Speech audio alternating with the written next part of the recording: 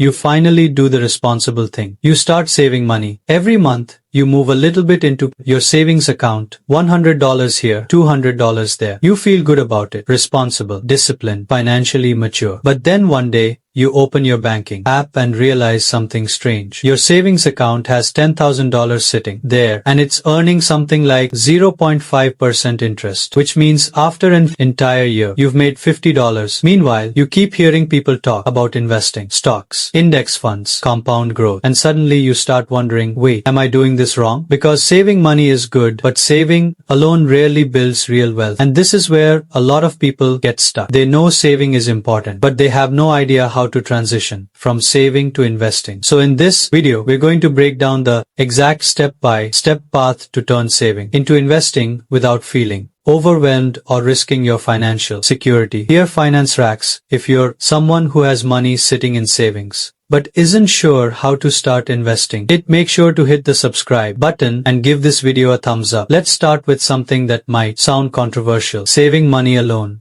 will almost never make you wealthy. Look, saving is important, but it's not the final goal. It's just the first stage. Because here's the thing, savings protect your money, investments grow your money, and those are two very different jobs. Let's look at the math for a second. Imagine you save $10,000 in a typical savings account earning 1% interest. After 1 year, you have $10,100. Not bad. But now let's compare that with investing. Historically, the S&P 500 stock market has returned about 10% per year on average over long periods. If that same $10,000 earned 10% annually, after 1 year, you'd have $11,000. Now that difference might not seem huge at first, but here's what most people don't realize. The real magic is compounding over time. After 20 years, savings at 1% equals about $12,200. Investing at 10% equals about $67,000. Same starting money. Completely different outcome. And this is where it gets really interesting. The biggest wealth gap isn't usually between people who save and people who spend. It's between people who save and people who invest. But here's the problem. Most people never make that transition. And the reason isn't math. It's psychology. Saving feels safe. Investing feels risky. When your money sits in a savings account, you can see it. It doesn't fluctuate. It doesn't drop 5% in a random Tuesday afternoon. But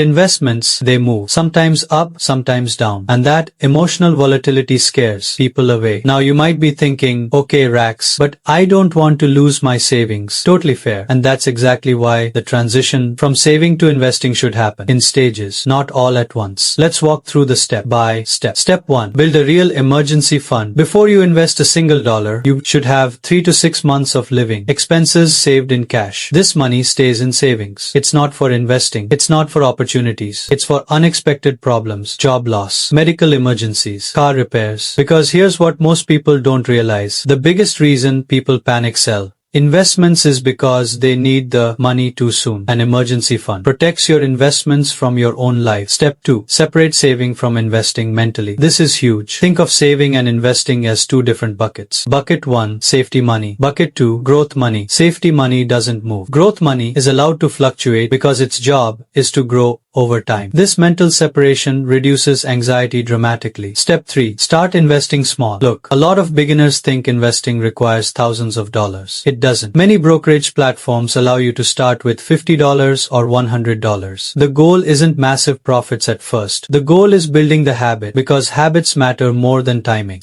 Habits matter more than timing. Step 4. Focus on simple investments first. Here's where beginners often make a mistake. They jump straight into complicated strategies. Day trading, options trading, crypto speculation. But the simplest investments often outperform complicated investments. For example, index funds. These funds track the overall stock market. Instead of trying to pick winning companies, you're investing in hundreds of companies at once. Diversification, lower risk, long-term growth. It's simple and it works. In fact, legendary investor Warren Buffett has repeatedly recommended low-cost index funds for most investors. Now here's what most people don't realize. The most most powerful investing strategy is actually pretty boring. It's called consistent investing. Let's look at a quick example. Imagine you invest $300 per month into the stock market. If the market averages 8% per year, after 25 years you'd have 8% per year. After 25 years you'd have roughly $285,000. But here's the crazy part. You only contributed $90,000. The rest, almost $195,000, comes from investment growth. That's compounding working in your favor. But psychology still matters here. Because investing feels uncomfortable at first. Markets go down. News headlines get dramatic. People panic. And this is where discipline separates investors from gamblers. Let me give you a quick analogy. Saving money is like storing seeds. Saving money is like storing seeds in a jar. You're protecting them, but nothing grows. Investing is like planting those seeds in soil. At first, it looks messy. You don't see results immediately, but over time, things grow. And eventually, you have something far bigger than the original seeds. Now you might be thinking, okay, but what if I start investing and the market crashes? Great question,